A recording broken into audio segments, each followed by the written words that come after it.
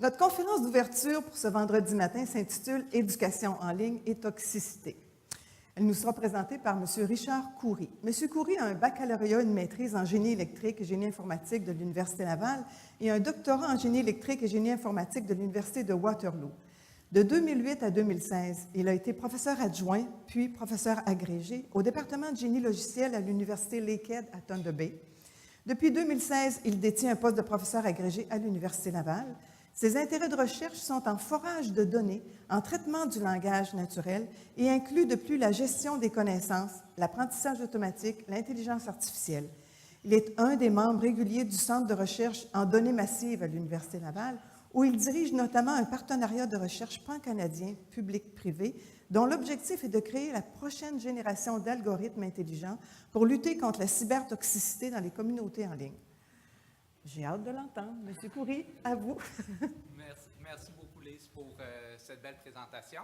Est-ce que vous m'entendez tous? Oui. Vous m'entendez là? OK. Oui, ça a l'air mieux. OK. Donc, bon matin tout le monde. Hier, on a eu une belle journée de colloque à parler du plagiat. Aujourd'hui, je vais amener les choses dans une direction un peu tangentielle et parler de la toxicité dans les communautés éducatives en ligne. On va commencer ça un peu mollo. Je pense que je n'apprendrai rien à personne en vous disant qu'Internet est rendu fondamental pour les jeunes d'aujourd'hui. On parle de 98 à 100% des jeunes qui utilisent Internet sur une base régulière, comparé à un 80-85% pour les générations précédentes. C'est plus considéré un luxe ou un simple mode de communication, c'est un besoin fondamental, certains disent même un droit humain fondamental d'accès à Internet. Et avec l'omniprésence d'Internet est venue évidemment l'éducation en ligne et la formation à distance. Donc, lorsque les jeunes aujourd'hui veulent apprendre quelque chose, ils ne se tournent pas vers les bibliothèques, ils ne vont pas s'asseoir dans des salles de classe, ils n'attendent pas les lettres de Saint Paul apôtre. Ils se tournent vers des tutoriels, des cours en ligne un peu ludiques sur YouTube. Ils se tournent vers les cours en ligne d'institutions accréditées comme MIT et Harvard qui ont mis pratiquement leur catalogue de cours au complet sur Internet.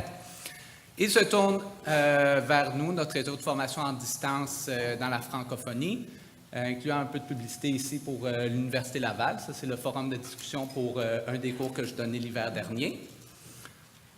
Donc, ils se tournent vers des ressources Internet qui sont très faciles d'accès pour eux. Ce virage Internet, évidemment, c'est un net positif pour la société, pour l'éducation en général, mais ça vient avec un gros problème qui est le problème de la propagation de la toxicité en ligne. Lorsqu'on parle de toxicité, on peut penser tout de suite peut-être à l'exemple le plus saillant dans les nouvelles, qui est la radicalisation terroriste, notamment le groupe armé État islamique qui a été particulièrement habile à utiliser Internet, utiliser les réseaux sociaux pour contacter des jeunes en Europe, aux États-Unis, au Canada, ici même, pour les isoler, pour les radicaliser, leur faire un lavage de cerveau, les choquer et les pousser à plier valises et déménager en Syrie pour se battre dans une guerre qui ne les regardait pas. Mais ce n'est pas la seule forme de toxicité. On peut aussi penser à tout ce qui s'appelle sextage non sollicité, revenge porn, pornographie juvénile, donc distribution non sollicitée, non consentante d'images ou de contenus pornographiques par les jeunes. C'est quelque chose qui frappait tout récemment, ici même, à Québec, dans la ville de Québec, dans l'école secondaire où est-ce que j'ai moi-même étudié il y a très longtemps. Donc, c'est un problème qui frappe très proche d'ici, pour moi. Et on parle ensuite de tout ce qui est cyberharcèlement, que ce soit par une personne, que ce soit par un groupe de personnes qui s'unissent pour harceler des individus, notamment des groupes de droite, tout ce qu'on peut appeler alt-right, Gamergate, ici à Québec, La Meute, l'Atalante, qui était dans les nouvelles pas plus tard qu'hier soir, si certains d'entre vous ont pris les nouvelles après le cocktail.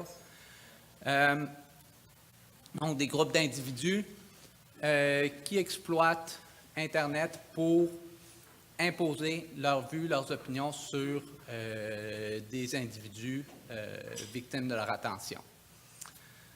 Donc, c'est un gros problème, mais c'est un problème qui a été, je dirais, facilité par une attitude de laisser-faire au sein de la société, une attitude de « c'est juste quelques trous de cul sur Internet, ignore-les ». C'est juste des paroles sur Internet, c'est pas pour de vrai. Tu as juste à fermer la fenêtre, aller jouer dehors, puis ça va partir.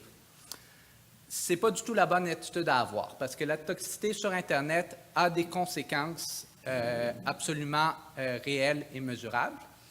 Donc, si on parle de cyberharcèlement, c'est presque 20%, un jeune sur 5 qui va être victime de cyberharcèlement dans sa carrière éducative.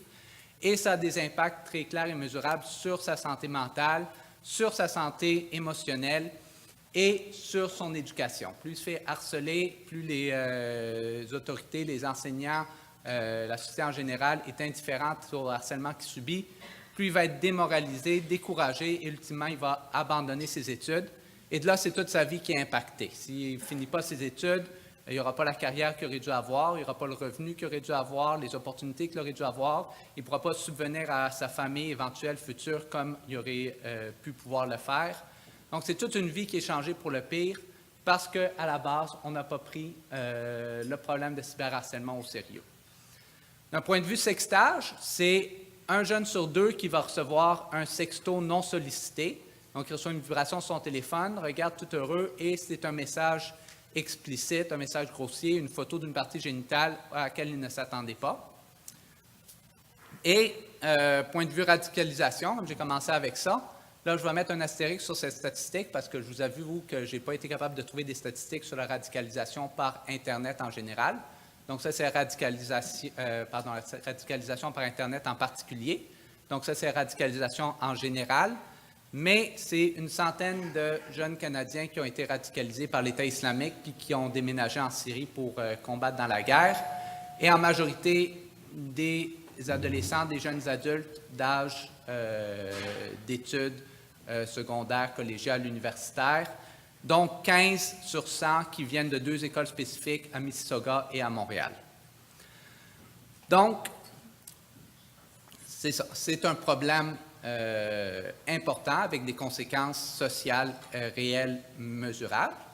Mais la bonne nouvelle, c'est que c'est un problème à laquelle on peut s'attaquer. Ici, c'est un « on » très exclusif, ce n'est pas moi tout seul, c'est plusieurs équipes de recherche à travers le Canada et à travers le monde qui se penchent sur la question de la toxicité sur Internet, comment est-ce qu'on peut la détecter, comment est-ce qu'on peut la combattre.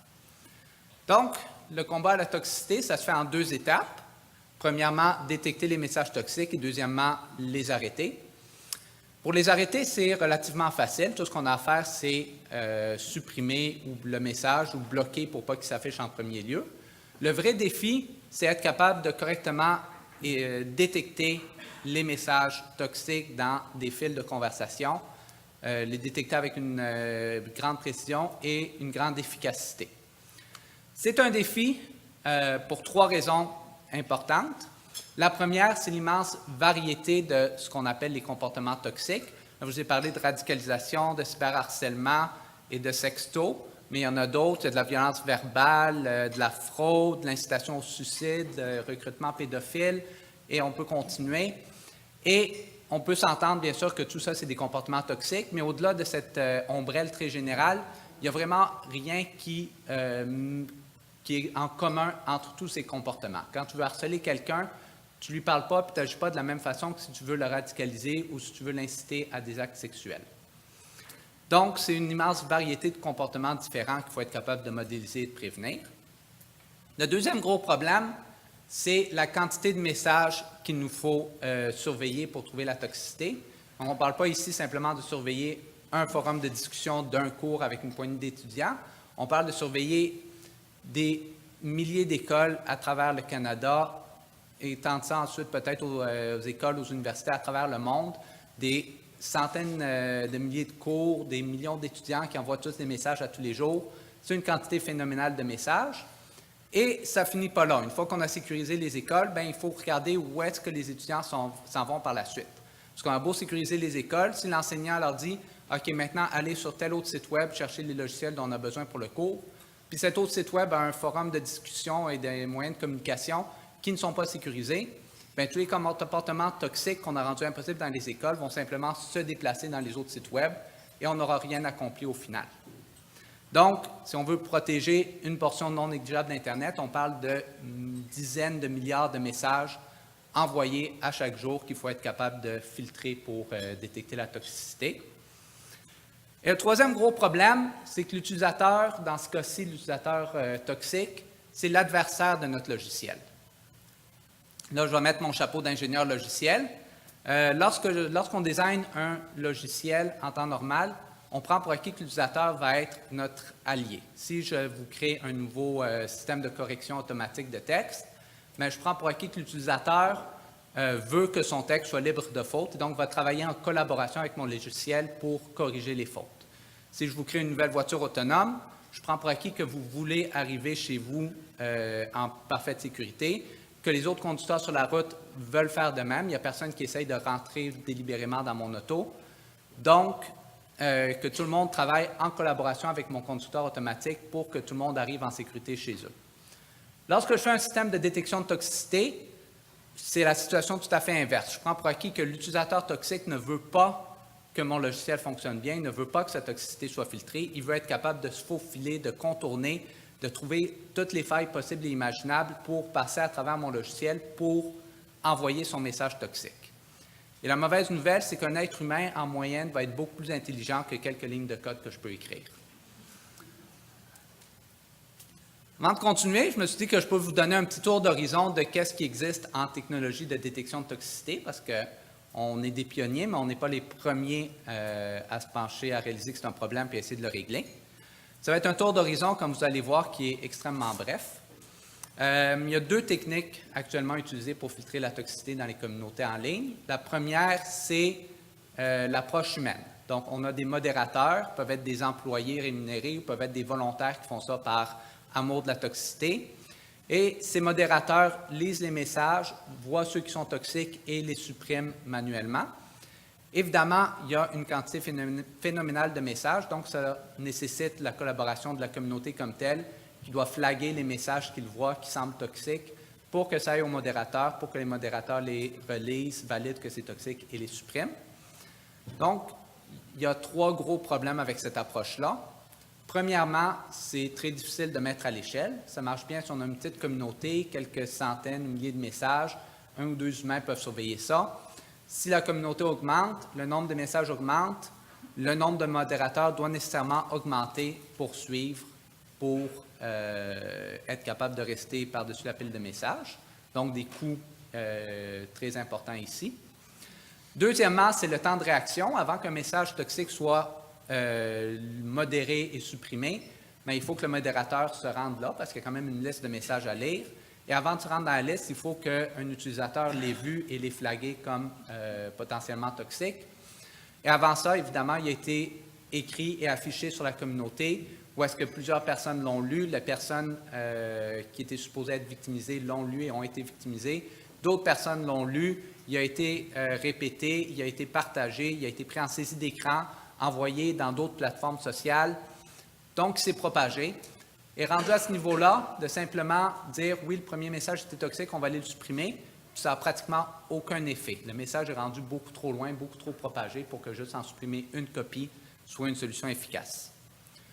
Le troisième gros problème, c'est le coût humain à ce type de modération. Ça nécessite des modérateurs humains, comme j'ai mentionné, dont la job, à longueur de journée, c'est de lire un après l'autre tous les messages les plus toxiques sur Internet. Et croyez-moi, l'Internet a de l'imagination pour inventer de la toxicité.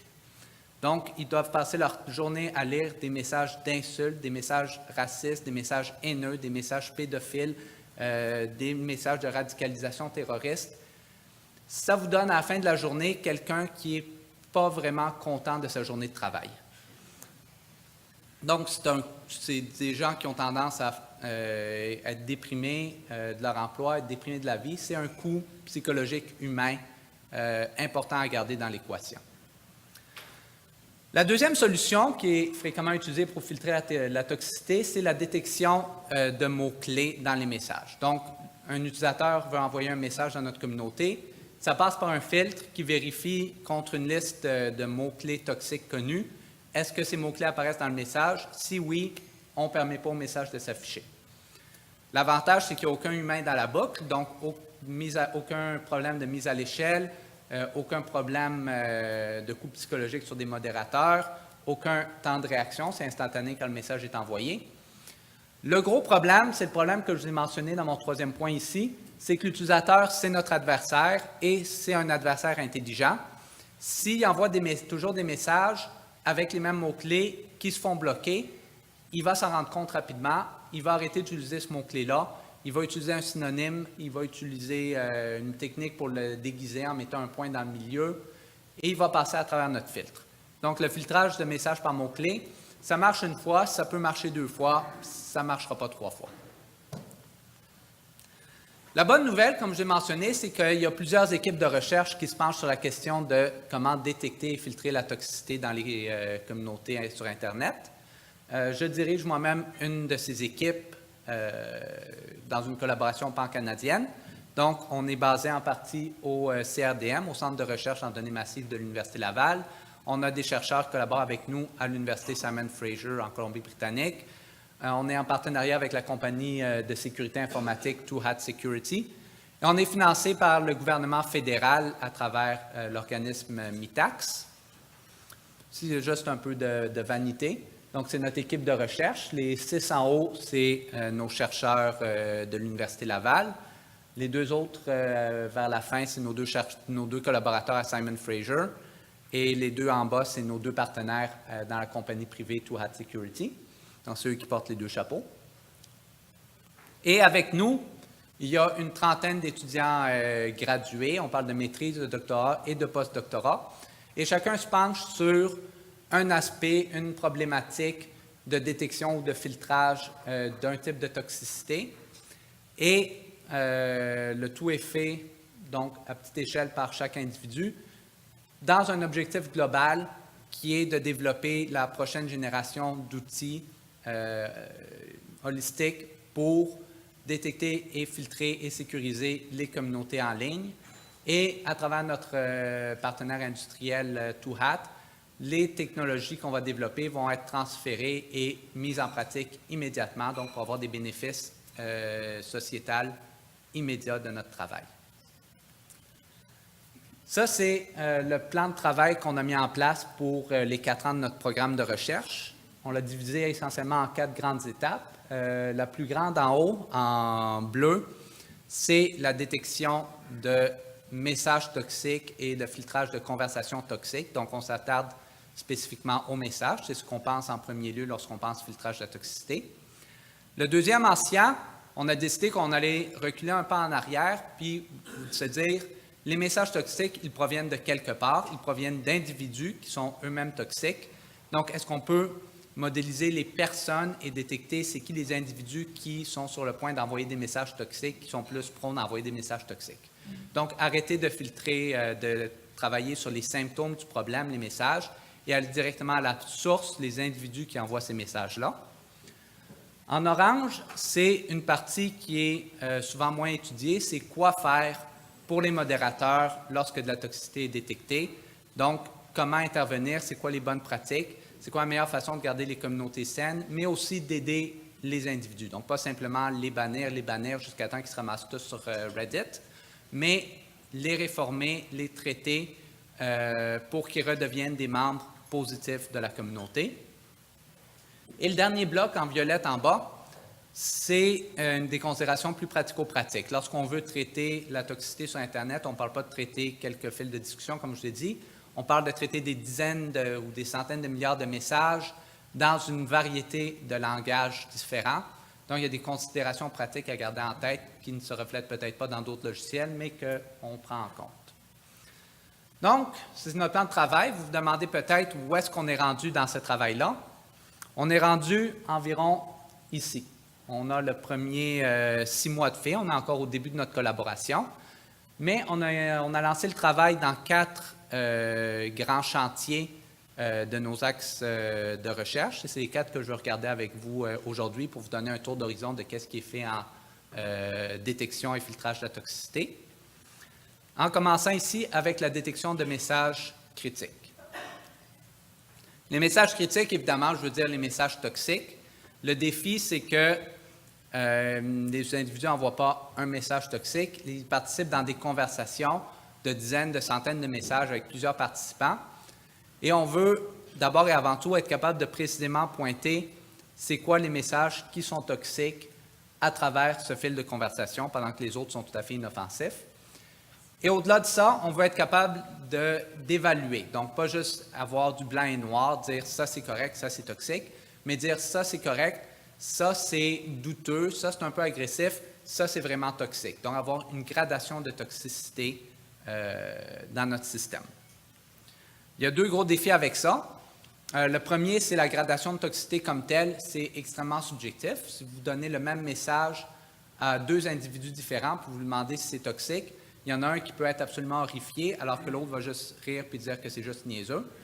Donc, cette gradation de toxicité, si l'être humain n'arrive pas à s'entendre et à la voir, entraîner un logiciel à la reconnaître, c'est extrêmement difficile.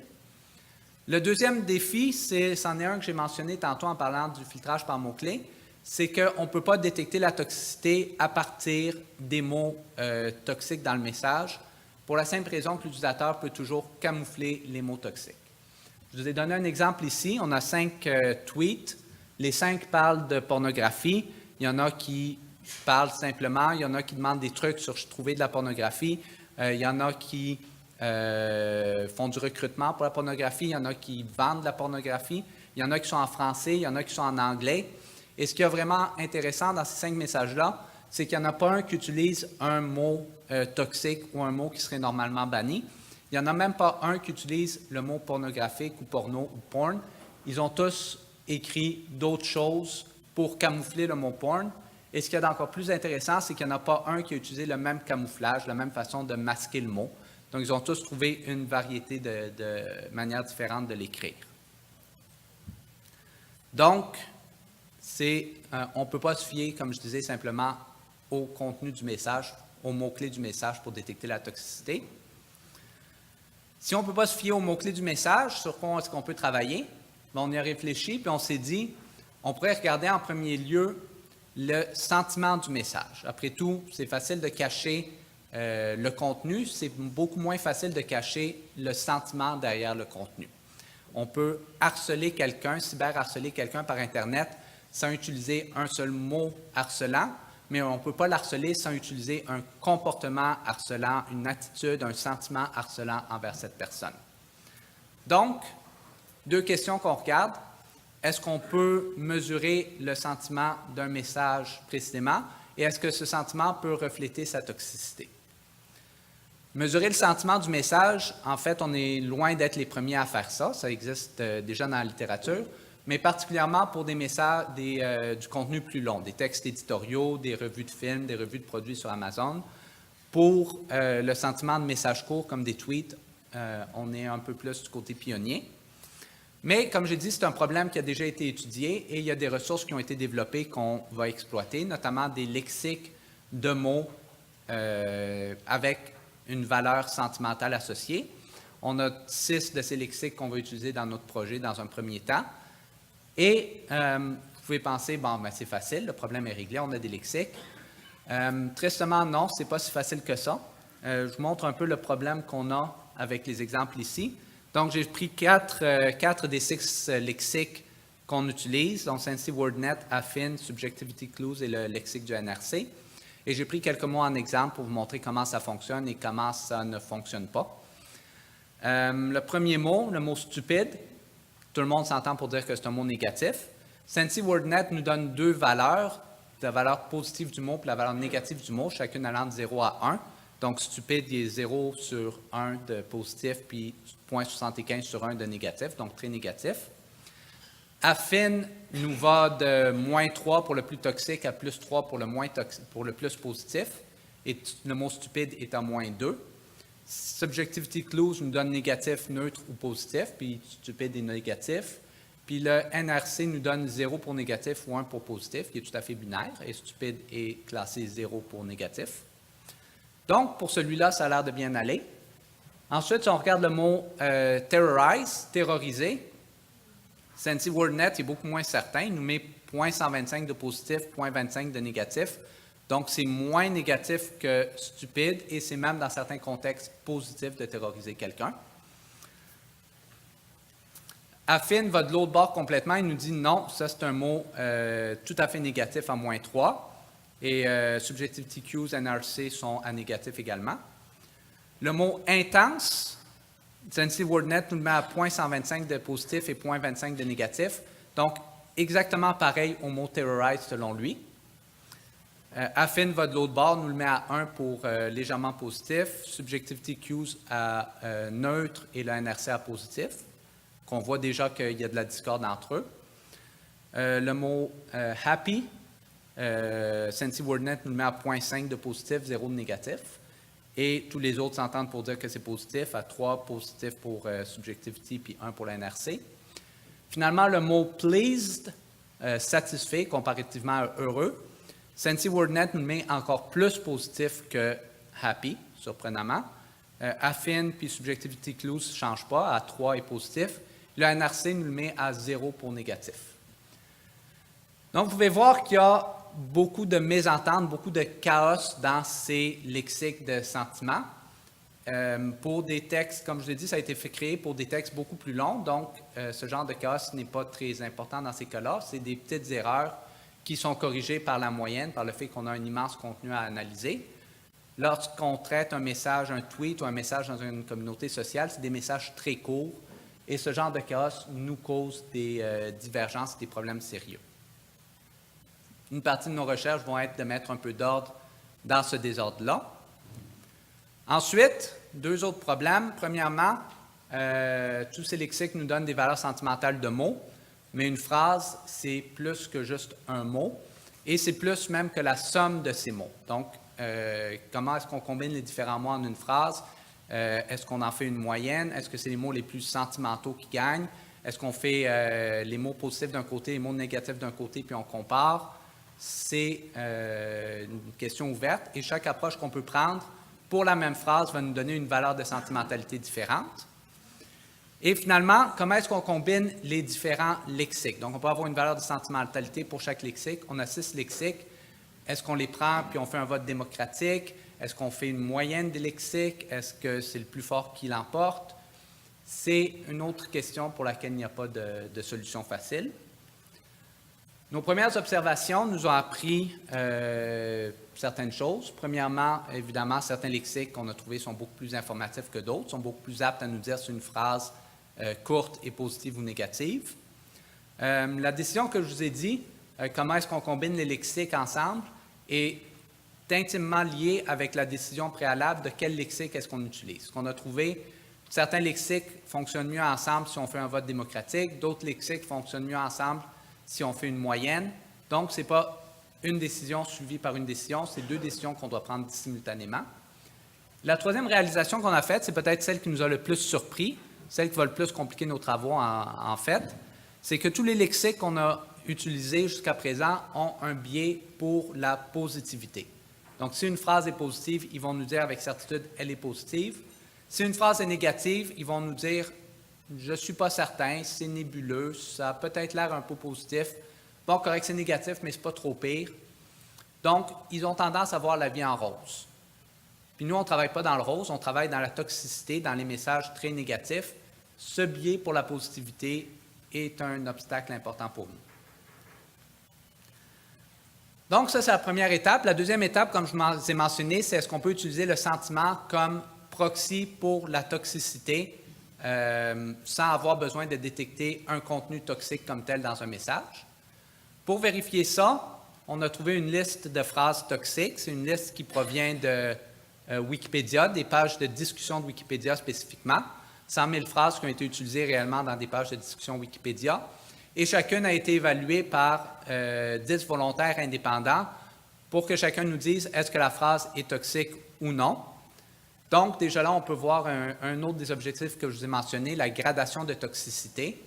Les 10 volontaires vont rarement s'entendre sur une phrase est toxique ou non, mais ils vont nous donner une moyenne. Une phrase que 9 personnes sur 10 nous disent est toxique est très probablement beaucoup plus toxique qu'une phrase que 5 personnes sur 10 disent est toxique, qui est elle-même plus nocive qu'une phrase que juste une personne sur 10 a marqué comme toxique. Donc, on a nos phrases, 100 000 phrases, on a une gradation de toxicité à 11 niveaux et on a la détection de sentiments avec les lexiques que je vous ai montrés. Qu'est-ce que ça nous donne? Ça nous donne à premier regard quand même une belle relation. Donc, ce qu'on voit ici dans le graphique, c'est les 11 niveaux de 0 sur 10 toxiques jusqu'à 10 sur 10 de toxiques. Pour vous donner un point de référence, 0 sur 10, c'est la phrase qui est en bleu ici, donc très beau, très bel article, très intéressant, merci d'avoir partagé. Puis 10 sur 10 de toxicité, c'est une phrase comme celle en rouge. Retourne donc écouter ta musique de FIF, puis laisse Wikipédia pour les vrais hommes. Ça, tout le monde s'est entendu pour dire que c'est clairement toxique. Donc, ce qu'on retrouve, c'est que dans le graphique ici, les lignes oranges que vous voyez, c'est le niveau médian de toxicité des messages. Puis la boîte, le rectangle, c'est la moitié des messages où est-ce qu'il se situe en sentimentalité. Et ce qu'on voit, c'est que clairement, ça descend. Un message de niveau 0, un sentiment plus élevé, le plus élevé de tous, et plus le nombre de personnes qui ont marqué le message toxique augmente, plus le niveau de sentimentalité diminue, le message devient négatif.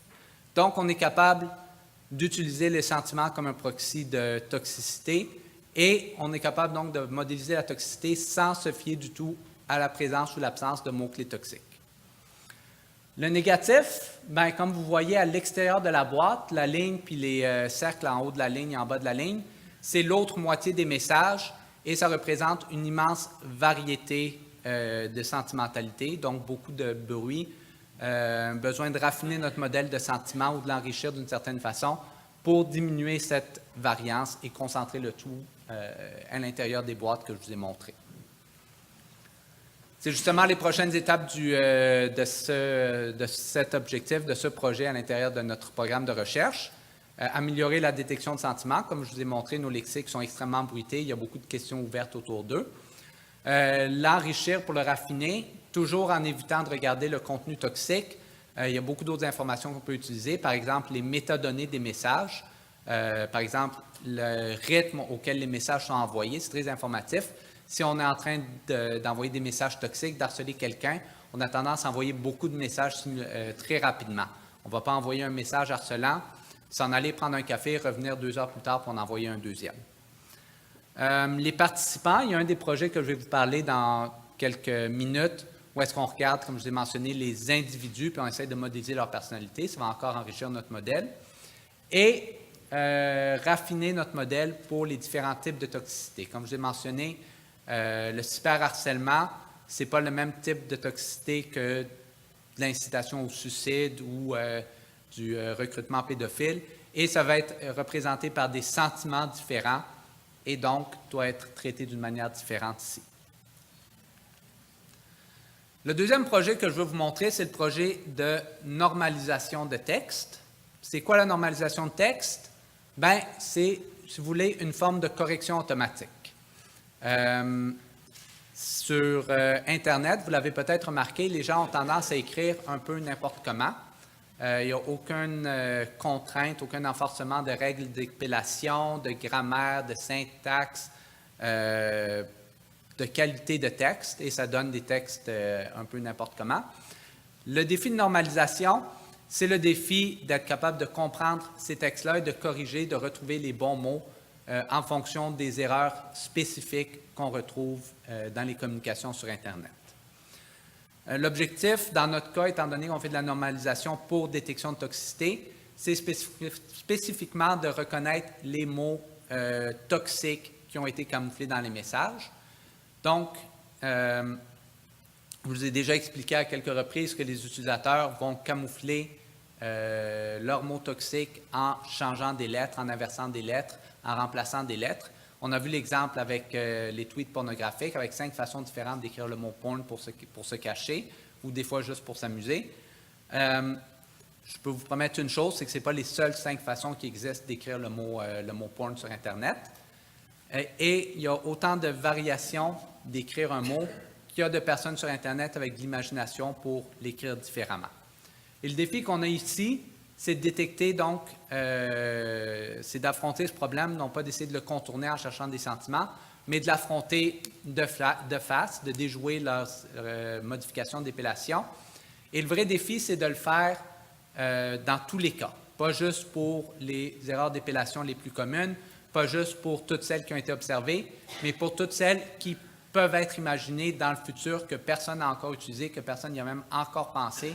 On veut que notre système soit déjà prêt à les détecter et à les corriger. Comment est-ce qu'on peut faire ça? Un correcteur automatique qui corrige des erreurs que personne n'a même imaginées encore. Bien, on part une fois de plus d'une intuition assez fondamentale. C'est que lorsqu'un utilisateur écrit un mot de manière différente, spéciale sur Internet, il ne le fait pas d'une manière aléatoire, il le fait d'une manière contrainte par un objectif. L'objectif étant d'être compris facilement et instantanément par la personne qui va lire le message. Donc, ces modifications, elles peuvent tromper facilement nos logiciels de correction et nos logiciels de détection de mots, mais l'être humain regarde le mot et il voit instantanément c'est quoi. Les 5 variations de Porn que je vous ai montrées tantôt, je pense qu'il n'y a personne qui les a regardées et s'est demandé c'est quoi ce mot-là. C'était tout évident qu'est-ce qui était écrit, même si c'était tout écrit de manière différente, que certains d'entre vous en avaient jamais vu certaines épellations. Mais, comme j'ai dit, ça réussit quand même à confondre nos logiciels. Ça veut dire que l'être humain et le logiciel voient le texte d'une manière différente. L'être humain est capable de regarder le mot et de voir ça ressemble à quoi. Il est capable de aussi lire les lettres du mot puis voir ça sonne comment s'il le lisait à voix haute. Alors que le logiciel, lui, il prend le mot tel quel, regarde dans un dictionnaire, est-ce que ça s'apparie exactement ou non? Sinon, il est complètement perdu. Donc, notre vrai défi ici, ça va être de développer un logiciel qui est capable de lire un mot de la même manière qu'un être humain. Je vais vous avouer, c'est un problème sur lequel j'ai déjà travaillé. Longtemps avant de me lancer dans la toxicité, je regardais déjà le langage sur Internet et je m'étais déjà attardé à la question de normalisation de texte sur Internet. Donc, on sait déjà, si on veut qu'un logiciel soit capable de lire un texte comme un être humain, il lui faut 2 ressources supplémentaires en plus d'un dictionnaire. Il faut qu'il soit capable de lire phonétiquement qu'est-ce qui est écrit. Et ça, c'est une ressource qui existe. On appelle ça un dictionnaire.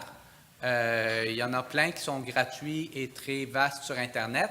Et ça nous permet de voir l'ensemble des mots et voir leur prononciation, leur équivalent phonétique, et ensuite d'apparier lettre par lettre, syllabe par syllabe pour savoir un texte écrit, comment il devrait se prononcer. Et deuxièmement, il nous faut être capable de reconnaître des variations visuelles. Donc, un 0 puis un O, ça se ressemble. Un point d'exclamation, un 1 puis un I, ça se ressemble. Ça, il n'y a rien à faire sauf de faire une liste complète de ces variations. La bonne nouvelle, c'est que c'est une liste relativement brève parce qu'il n'y a pas tant de variations que ça. C'est pas mal toujours les mêmes qui se répètent. Une fois qu'on a ça, bien, on est capable de créer un nouveau logiciel de lecture qui est capable de voir phonétiquement. Il me reste combien de temps? 15 minutes. OK, on va parler plus vite. On est capable de faire un logiciel qui est capable de lire, de trouver l'équivalent phonétique de mots, capable de trouver l'équivalent graphique de mots, capable de faire des permutations de lettres pour trouver des variations de mots et qui ensuite est capable de reconnaître le mot varié dans un dictionnaire. Comme j'ai dit, j'ai déjà travaillé là-dessus, donc j'avais fait d'autres logiciels pour faire ça avec des arbres de recherche phonétique, avec un étudiant sous-gradué avec des règles de transformation de mots. Notre prochaine étape, ça va être d'utiliser des réseaux de neurones profonds, donc l'apprentissage profond. Vous en avez sûrement entendu parler, c'est la nouvelle révolution d'intelligence artificielle. Et avec un certain mérite, c'est des systèmes qui sont très bons pour faire de la reconnaissance de choses, d'images ou de contenus. Et c'est exactement notre problème ici, faire de la reconnaissance de mots. Il existe déjà des réseaux de neurones profonds qui sont capables de prendre des mots et reconnaître est-ce que c'est des noms propres, des noms communs, est-ce que c'est du français, est-ce que c'est de l'anglais. Mais ça part toujours d'un point commun qui est un mot écrit correctement, ce qui n'est absolument pas ce qu'on a ici dans notre cas. Donc, notre prochaine variation, ça va être des réseaux de neurones de reconnaissance de texte qui utilisent les variations de mots que notre système va découvrir.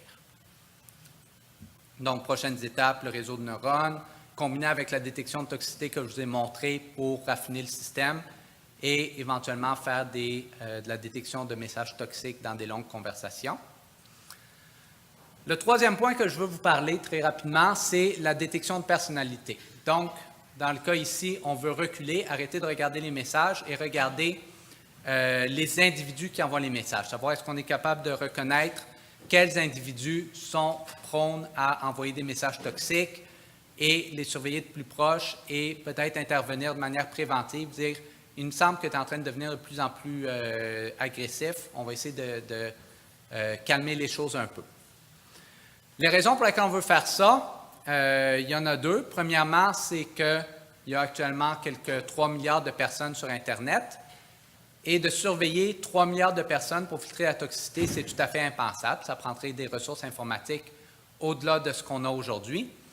Et en plus, même si ces ressources existaient, ce serait tout à fait inutile. La majorité des 3 milliards de personnes ne sont pas toxiques. C'est des personnes tout à fait gentilles et innocentes que même si on ne les surveille jamais, elles ne vont jamais faire quelque chose de mal. Donc, ce serait un gaspillage total de nos ressources de surveiller tout le monde. Et deuxièmement, comme je vous dis, c'est facile de réagir, mais difficile d'anticiper.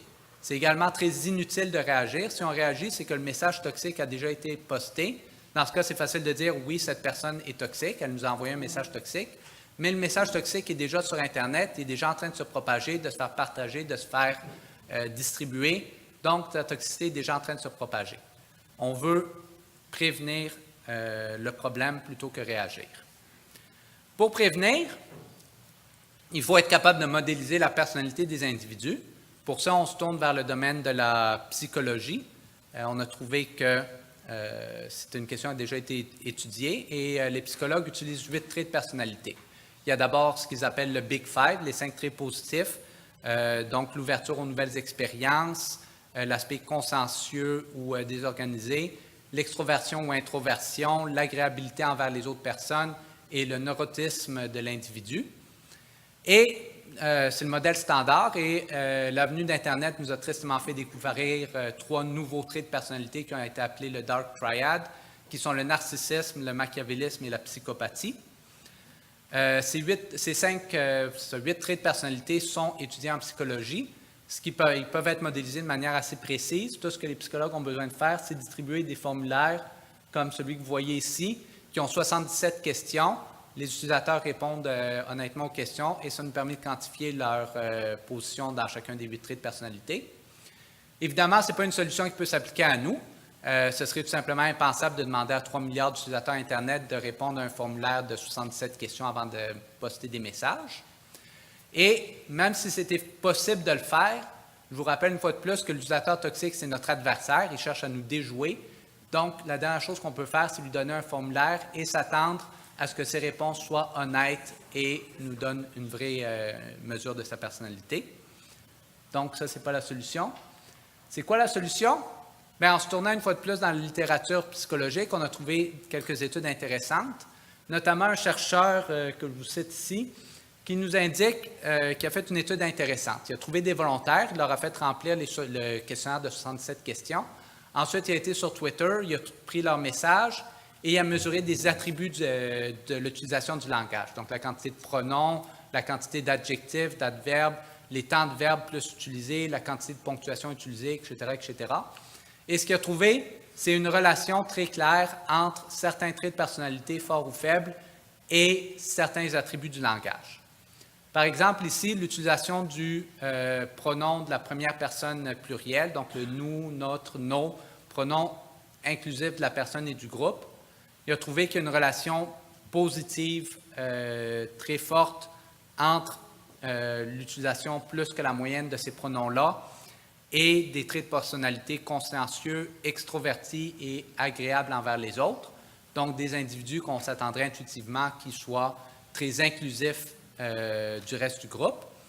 Et à l'inverse, il y a une corrélation négative forte, donc c'est utilisé beaucoup moins que normal par des personnes qui ont, par des personnes qui ont des personnalités fortes de machiavélisme et de psychopathie. Donc, intuitivement, des personnes qui se voient séparées du groupe, qui se voient au-delà du groupe, ont beaucoup moins tendance à utiliser les pronoms première personne plurielle. Donc, la question qu'on s'est posée pour commencer, est-ce qu'on peut tourner l'étude de bord? Est-ce qu'on peut prendre des messages Twitter, calculer les attributs du langage et mettre ça en relation avec les traits de personnalité et retrouver la personnalité des gens? Pour expérimenter, c'est assez facile. On a pris des 400 messages Twitter de quelques 900 individus publics. On a calculé leurs propriétés du langage et on a retrouvé leur personnalité. La première question, est-ce que ça marche réellement ou est-ce que c'est juste faire des maths pour le plaisir de faire des maths, ce qui est quand même un plaisir? Je pense qu'on n'a pas les mêmes jeux sur nos téléphones cellulaires. La réponse qu'on trouve, on a donc trouvé les personnalités de nos 900 individus et on a été voir les personnalités du Dark Triad, qui sont celles qui nous intéressent le plus. Et ce qu'on trouve, c'est que les individus qui ont des personnalités plus fortes en narcissisme, lorsqu'on va voir leur profil Twitter, c'est des profils très vanité. Donc, des personnes qui veulent se montrer, qui mettent beaucoup de messages sur eux-mêmes, beaucoup de photos et qui interagissent moins avec les gens. Les profils qui ont des scores de psychopathie et de machiavélisme plus élevés, d'abord, c'est souvent les mêmes personnes. Et lorsqu'on va voir leur profil, c'est beaucoup des profils très agressifs avec des messages méchants ou insultants. Et à l'inverse, les individus qui ont des scores les plus bas dans les attributs du Dark Triad, c'est souvent des profils d'activistes sociaux, des fan clubs de célébrités, et dans un cas, c'est un bot qui envoie un message inspirationnel à chaque jour. La deuxième question qu'on s'est posée, c'est ça prend combien de messages pour avoir une bonne estimée de la personnalité des individus. Donc, pour vérifier ça, on a pris notre 400 messages comme la vérité absolue, puis on regarde combien de messages ça prend pour arriver à peu près au même score que le 400. Et ce qu'on trouve, d'abord, c'est que c'est uniforme à travers les 8 traits de personnalité. Il n'y en a pas un qui est plus difficile à reconnaître que les autres. Et dans tous les cas, ça ne nous prend pas grand-chose. Ça nous prend 75 à 100 messages pour arriver à peu près à 90 % du score de 400 messages, ou ce qu'on appelle en mathématiques une corrélation de 0,9. Visuellement, ça ressemble à ça. Donc, ici, c'est l'extroversion, ici, c'est le machiavélisme, donc un trait positif, un trait négatif. Un message comparé à 400, c'est un blob, c'est une tâche, ça ne représente absolument rien. Plus on ajoute des messages, 5, 10, 25, plus vous voyez une relation se former. Donc, si on a un score élevé à 25 messages, on a probablement un score élevé à 400 messages, mais ce n'est pas tout à fait certain, c'est bruité. Mais plus on ajoute des messages, plus ça avance. Ici, à 100 messages, c'est une relation très droite. Si tu as un score élevé à 100 messages, tu as un score élevé à 400 messages. À 200 messages, doubler le nombre comparé d'ici à ici. Ici à ici, on n'a pas une très grosse amélioration. 300 messages, c'est plus propre, mais ce n'est pas grand-chose de plus. Donc, 100 messages, c'est pas mal ce qu'il nous faut. Combien de temps? 8 minutes. Parfait. On va finir dans le temps. Donc, prochaines étapes, c'est d'aller au-delà des utilisateurs aléatoires, parce qu'aléatoire, ça nous donne probablement du monde très aléatoire. C'est probablement du monde très similaire les uns aux autres. Il n'y a pas de personnes très frappantes. Donc, on va aller chercher des profils très frappants délibérément. On sait que Twitter est très riche en personnes du alt-right, en personnes pro-ISIS, en trolls russes qui essaient de manipuler l'opinion publique. Donc, aller chercher ces profils-là, les modéliser et voir si on voit une vraie disjonction avec les utilisateurs réels. On veut également impliquer un psychologue pour avoir une meilleure opinion. Et on veut s'adapter surtout à des médias autres que Twitter. On a pris Twitter parce que notre chercheur précédent a pris Twitter. Notre chercheur précédent a pris Twitter probablement parce que c'est très facile à publiciser. C'est un facteur populiste intéressant. Mais il y a d'autres choses dans la vie que Twitter. Et dans notre contexte, notre colloque, il n'y a, à ma connaissance, aucun cours en ligne à travers Twitter. Donc, ce qu'on veut, c'est regarder d'autres médias sociaux, d'autres plateformes sociales. Là, vous allez me dire, oui, mais c'est facile. Un pronom première personne plurielle, c'est un pronom première personne plurielle, que tu sois sur Twitter, ou que tu sois sur Facebook, ou que tu sois sur le site d'une université. Ce n'est pas tout à fait vrai, parce que chaque réseau social a ses propres contraintes particulières qui vont avoir un impact sur la façon que les personnes s'expriment. Sur Twitter, c'est peut-être la plus connue, c'est la limite de 140 caractères qui fait que les gens ont tendance à utiliser des mots beaucoup plus courts qu'ils font d'habitude. Ils ont tendance à utiliser plus d'abréviations et moins de ponctuation que normalement pour sauver de la place. Facebook, n'a pas cette contrainte-là, mais il y a d'autres contraintes. Par exemple, le fait qu'on a 5 façons différentes de liker quelque chose, mais aucune façon de disliker quelque chose. Donc, ça affecte la façon qu'on s'exprime, particulièrement pour le sentiment. Les plateformes de cours vont avoir d'autres contraintes, etc. Il faut prendre en compte ces contraintes-là lorsqu'on transfère le travail. Sinon, on ne va pas modéliser les individus, on va juste modéliser la plateforme sur laquelle les individus se trouvent. Le dernier bloc que je vais passer rapidement, c'est dans l'aspect plus technique, le déploiement multilingue de notre application. La raison pour laquelle on doit regarder ça, c'est qu'on veut filtrer la toxicité sur Internet, mais on ne veut pas la filtrer seulement en français ou en anglais. On veut la filtrer dans pas mal toutes les langues que les individus utilisent. Et sur Internet, j'utilise pas mal n'importe quelle langue dans laquelle ils se sentent confortables. Pour vous donner des exemples, Twitter, à travers ses outils automatiques, est disponible dans 56 langues différentes. Facebook dans 142 langues, Wikipédia dans 301 langues, et c'est juste une goutte dans l'océan des langages humains. Il y a actuellement 6000 langages différents parlés sur Terre. Et on veut être capable de modéliser la toxicité dans tous ces langages. Et pour ce faire, on ne peut pas se fier uniquement aux outils de traduction automatique. Ça aurait été une option facile. On prend un message dans n'importe quelle langue, on le traduit à l'anglais, on détecte la toxicité en anglais, ça passe ou ça casse. Mais les outils de traduction ne sont simplement pas à jour. Vous avez juste à vous imaginer personnellement, si vous donnez un travail dans un cours, vous avez une classe de 30 personnes, il y en a 29 qui font le travail pour le remettre, puis il y en a un qui trouve quelque chose sur Internet, le passe dans Google Translate, puis vous donne la version traduite directement. Je pense qu'il n'y a personne ici qui aura de difficulté à trouver la copie plagiée. Si on ne peut pas faire de la traduction automatique, bien, la seule option qui nous reste tristement, c'est de la traduction manuelle, donc la bonne vieille graisse de bras.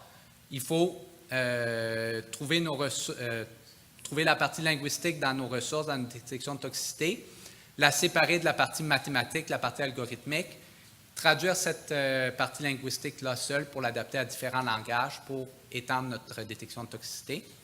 C'est incidemment l'approche qui est actuellement utilisée par notre partenaire industriel TwoHat Security, dont les outils de filtrage de toxicité sont disponibles en 7 langues différentes, parce qu'ils ont des ingénieurs et des employés qui sont assis et on traduit toutes les ressources dans 7 langues différentes manuellement.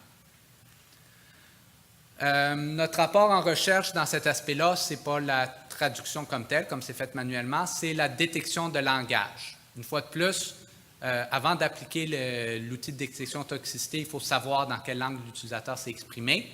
Et on ne peut pas se fier à l'utilisateur pour nous le dire, parce qu'il n'y aurait rien de plus facile pour un utilisateur toxique d'écrire un message toxique en français, d'indiquer à l'ordinateur que c'est en anglais, ça aide dans les mauvais filtres, ça ne détecte rien de nocif et c'est envoyé. Dans la détection de langage automatique, on fait des progrès intéressants là-dedans, notamment parce qu'on s'est créé pour nos recherches un premier corpus multilingue massif.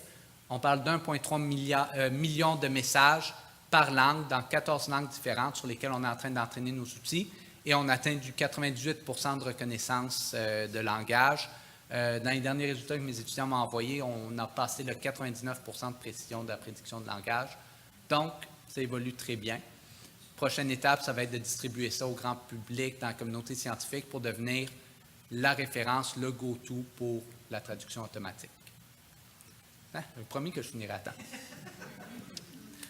La conclusion, s'il y a une chose à tirer de ça, c'est que on a laissé la toxicité se répandre et fleurir sur Internet pendant beaucoup trop longtemps. La faute pour ça, on peut la mettre bien sûr sur les individus toxiques qui ont un sentiment d'immunité, d'impunabilité, du fait premièrement qu'ils sont généralement anonymes sur Internet et qu'ils sont isolés chez eux, tout seuls, en train d'envoyer des messages, donc ils se sentent protégés, ils se sentent en sécurité à envoyer leur toxicité sur d'autres personnes. Mais il y a aussi une culpabilité sur la société en général, qui pendant trop longtemps a eu l'attitude de dire « c'est rien, c'est juste des paroles en l'air, c'est juste des paroles sur Internet, ignore-les, ferme la fenêtre, puis va faire autre chose ». C'était une attitude peut-être acceptable dans les années 80, quand Internet c'était effectivement petit et mineur. C'était quelques universités et quelques compagnies seulement, il n'y avait pas de réseaux sociaux. Aujourd'hui, l'Internet, c'est omniprésent, c'est un besoin fondamental Et la toxicité sur Internet, on n'a plus aucune question à avoir. C'est quelque chose qui a un impact réel, sérieux, sur la vie des individus et sur la société en général. La bonne nouvelle, c'est qu'on n'est pas à dépourvu. La toxicité sur Internet, elle ne sort pas de nulle part. Elle sort des êtres humains qui ont déjà eu ces comportements toxiques dans la société en général également. Et on a appris à les contrôler, on a appris à les bannir et à les limiter.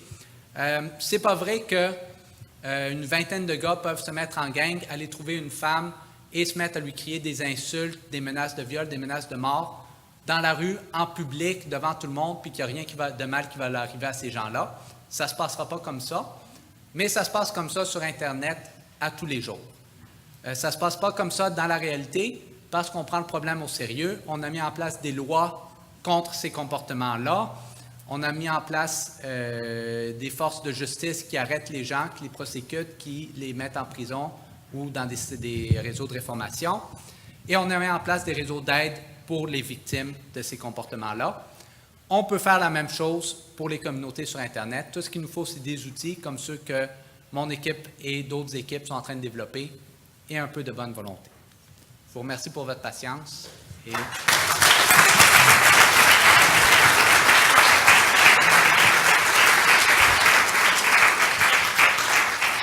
Alors, nous allons être prudents dans notre langage pour ne pas faire détecter trop de sentiments.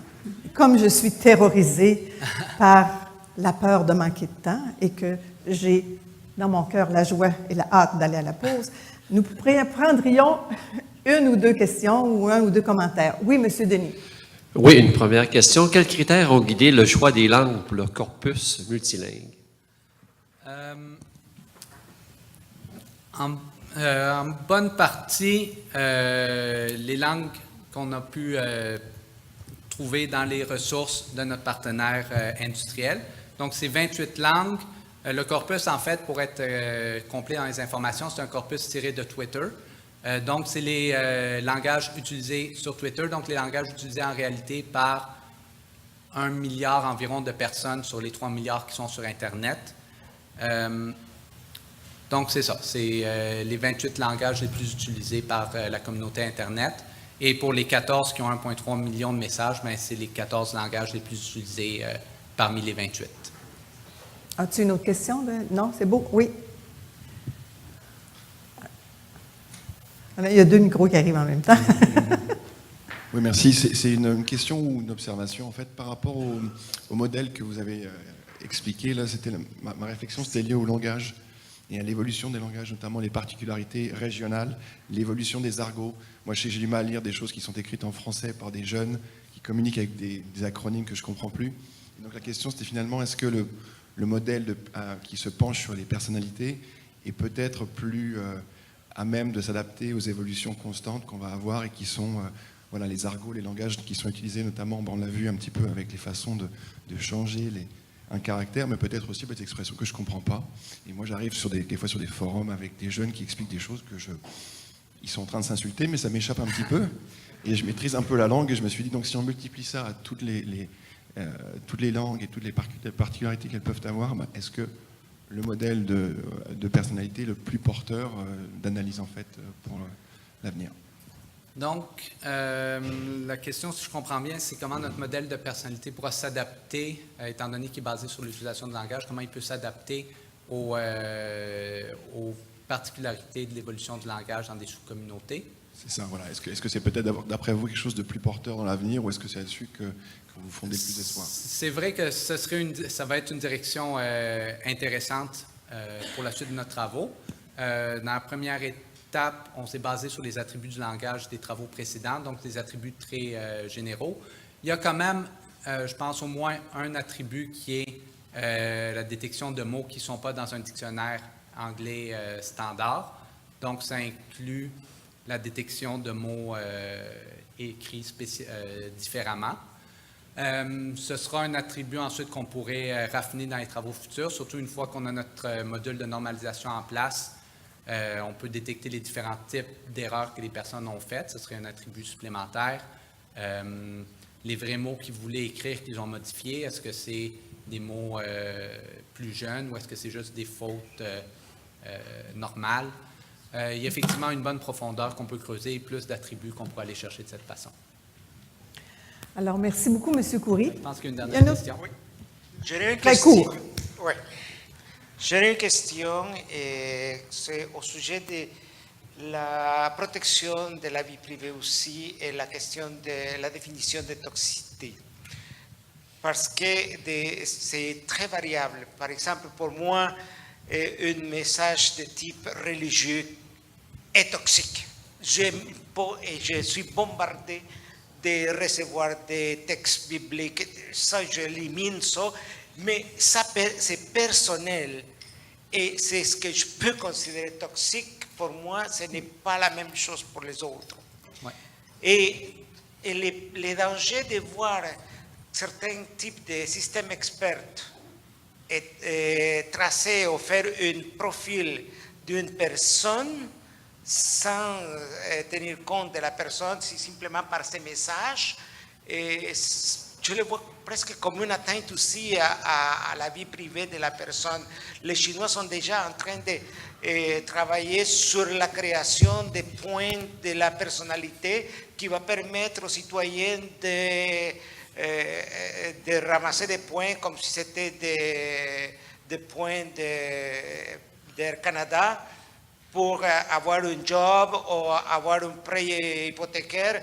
Donc, pour moi, c'est Orson Welles et son Big Brother est quelque part tout près. Oui. Donc, une très bonne intervention. Je peux prendre en deux parties, si je peux me permettre. D'abord, comment définir la toxicité. Effectivement, comme j'ai mentionné, c'est une ombrelle très large d'une grande variété de comportements. Il y en a qui sont très noirs et blancs, du cyberharcèlement, de la pédophilie, de la radicalisation terroriste. Ça, je pense qu'on peut tous s'entendre pour dire que c'est toxique. Ensuite, il va y avoir beaucoup de cas par cas. Donc, certains comportements peuvent être considérés toxiques dans certaines circonstances et pas d'autres. J'ai en tête l'exemple de notre partenaire TooHat qui travaille beaucoup avec des sites web de jeux axés pour les enfants. On peut penser les 5 ans, les 10 ans. Notre barre de tolérance pour ce qui est toxique lorsqu'on a une communauté d'enfants de 5 ans est excessivement basse. On laisse pratiquement rien passer. Évidemment, lorsqu'on aura une autre communauté d'adultes, on aura une barre beaucoup plus élevée. Et là, ce serait au modérateur, au propriétaire de chaque communauté de décider où est-ce que sa barre se trouve. On peut même penser éventuellement à développer des outils personnels. Donc, comme vous êtes bombardé de messages religieux que vous trouvez toxiques, on peut envisager un jour vous donner un outil sur votre téléphone cellulaire qui vous permettrait de filtrer, de vous protéger de la toxicité même. Ce serait peut-être le même principe qui permettrait de protéger les gens des sextos non sollicités. Pour le deuxième point, qui est la modélisation de personnalité et, disons, la connexion à Orson Welles, 1984. Évidemment, je vois également les parallèles, mais on parle ici d'appliquer des outils tout à fait standards en psychologie, donc pas vraiment d'aller beaucoup plus loin que ce qui est déjà considéré acceptable dans la société. Et deuxièmement, on ne parle pas de filtrer et d'agir contre les individus automatiquement basés sur l'évaluation de personnalité, mais d'informer des modérateurs humains ou d'autres outils qui vont aller chercher beaucoup d'autres informations sur le sentiment des messages, sur les métadonnées, sur le langage utilisé, pour avoir une image globale de la toxicité.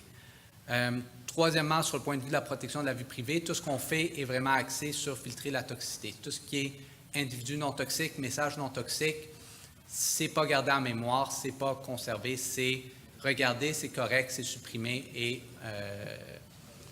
il n'y a rien de permanent, de trace permanente de ce côté-là. Alors, merci beaucoup. On peut une bonne main d'applaudissements.